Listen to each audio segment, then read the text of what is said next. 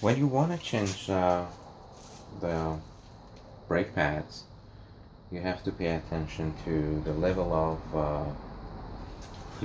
brake fluid in the reservoir, because when you put a thicker brake pad, then the pistons go back, and some fluid comes back into the reservoir. As you see here, it's now over maximum, and I need to deplete some of these fluid.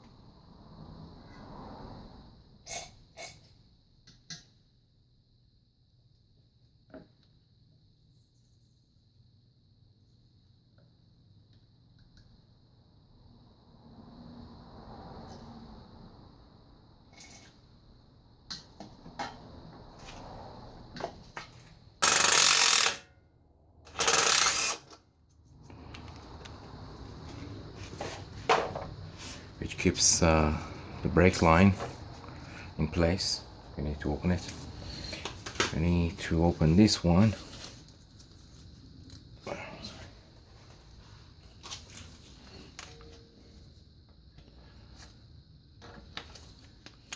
To remove the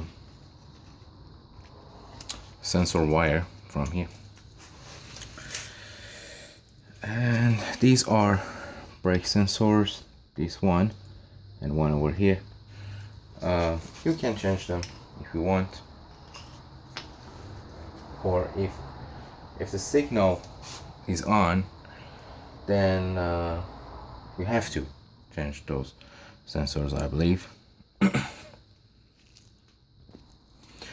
Alright, now you need to remove this clip.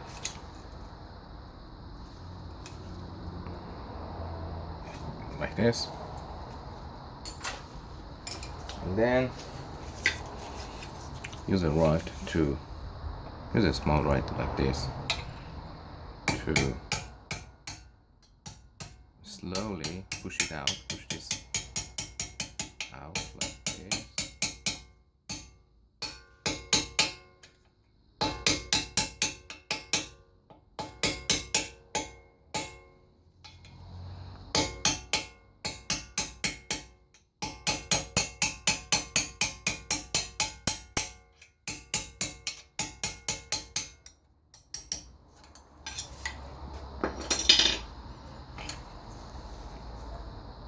This one is outside, and the one that has a hole is inside.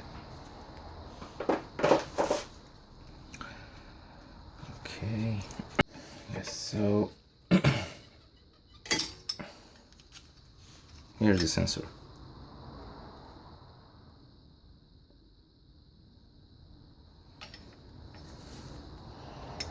And here is the other one.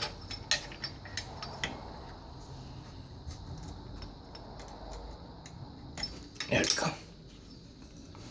Alright, now you need to push the pads back. There is a tool, special tool for this, and I think it's number 144. You can buy that special tool to open the pads, or you can use a plier to do that. But the problem is that these pistons are connected to each other, so when you push one in, the other ones pops out, so you have to repeat it several times.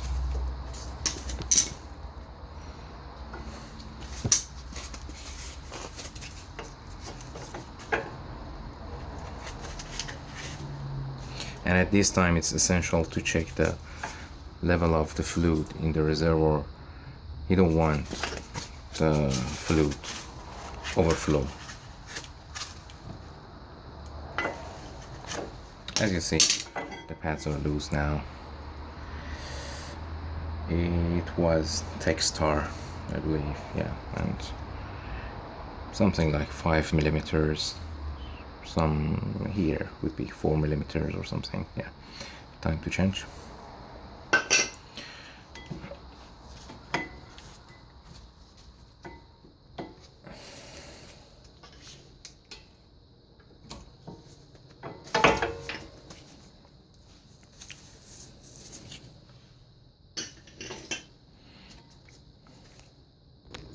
There are also two back plates, one here, one over there.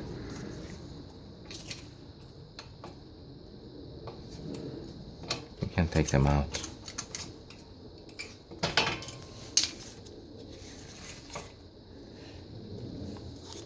You may want to clean those or lubricant those. You have to use only high temperature grease to lubricate this stuff. Now it's time to open these two bolts, one here, one here, and you need to know that right after that the whole caliper is loose.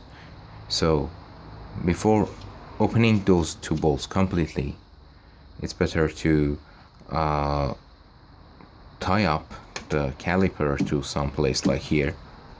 You don't want to just drop caliper on the brake line.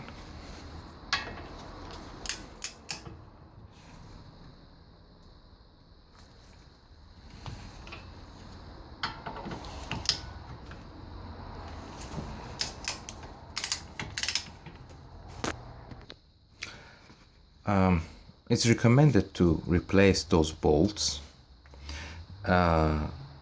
If you don't want to replace them, it's better to lubricate the threads with these thread lubricants or something similar to that to avoid corrosion and sticking. It must be high temperature one. As you see, I tight. I already opened one bolt, and now it's the second one.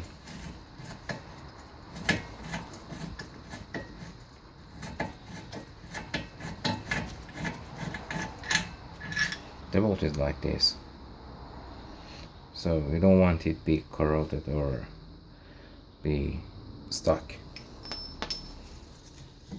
Now, as you see, the caliper is loose. Yes. Be very gentle with it.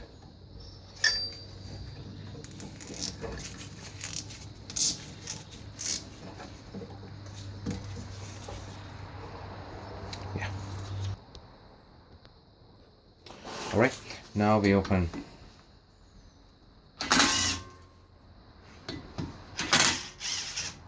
these two screws. These are only small screws. These are not here to keep the rotor in place at all. The rotor kept in place by the 5 big bolts.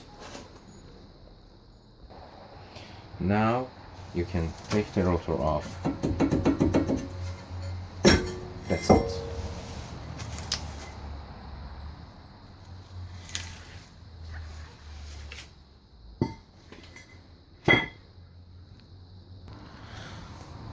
I'm gonna install this ATE rotor and also cool carbon pads.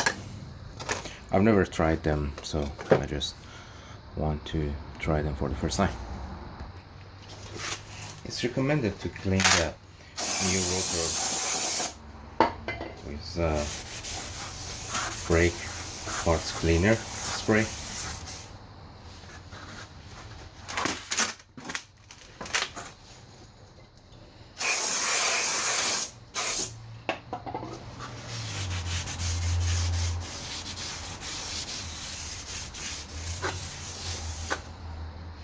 Please note that these rotors have directions, so when you install them, it should be like this.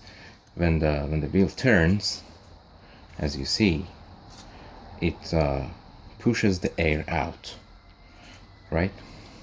When it turns like this, it pushes the air out.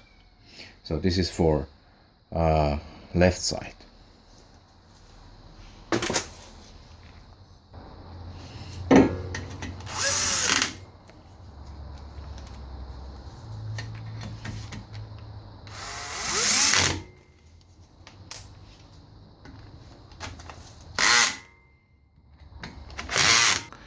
Alright, I just put these two plates back in place, and now we need to just install the caliper back at the in place.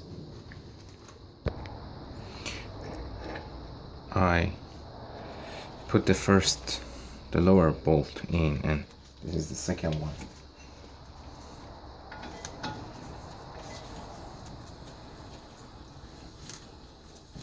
I loosened the tie, by the way, to bring the caliper down.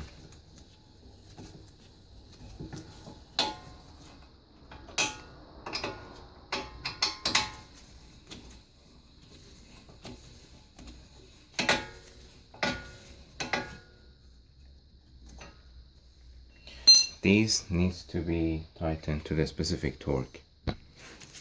This needs to be tightened to 63 foot-pound, if I'm not mistaken.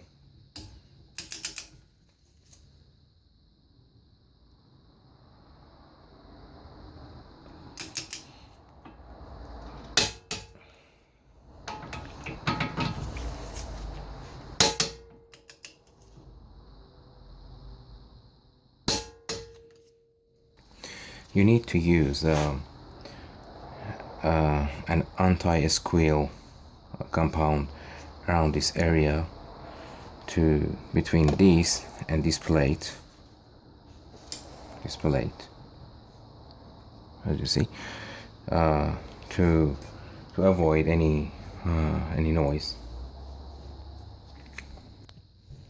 All right, I put the sensors back, and now I push them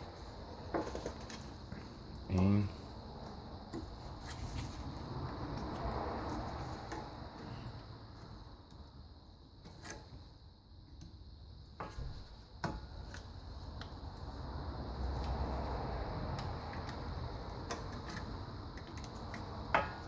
Yes.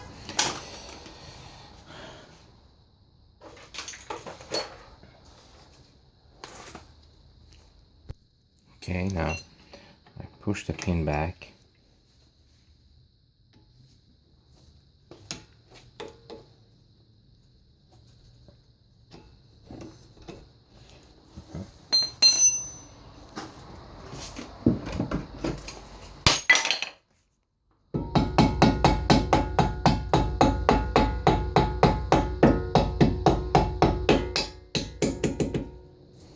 Like this.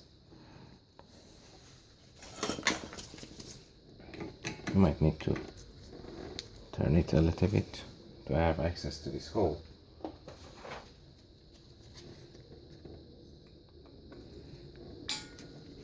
Put the pin back, and you need to also fasten this bolt right there.